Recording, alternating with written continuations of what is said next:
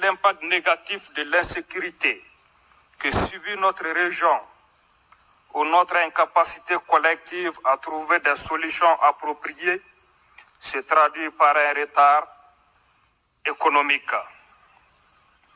Cette malheureuse situation continue de se développer, d'autant que les facteurs géopolitiques, climatiques et sociologiques sous-jacents restent défavorables tant à l'échelle mondiale, régionale que locale.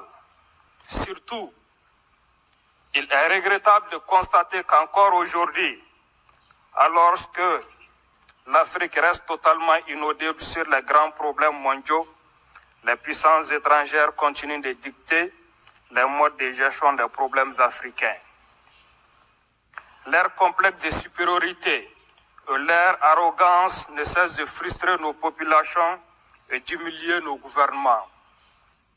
L'actualité nous le montre encore avec les crises au Mali, au Burkina Faso et au Niger.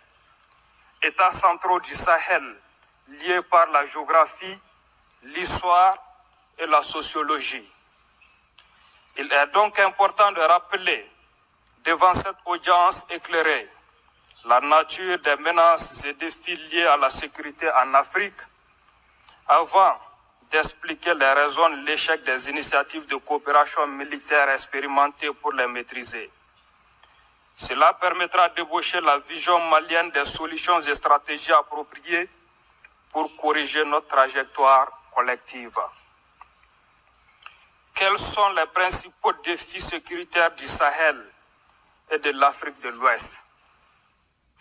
Notre région est confrontée à une violence d'une rare portée dans son histoire, qui se manifeste par des agissements de certains acteurs internes et externes que nous classons selon leurs motivations en groupes armés terroristes, groupes criminels transnationaux ou groupes hybrides à tendance sécessionniste.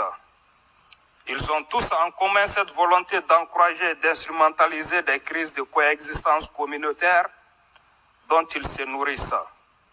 Pour autant, ces phénomènes néfastes ne sont que des symptômes superficiels d'un mal dont la racine est bien plus profonde.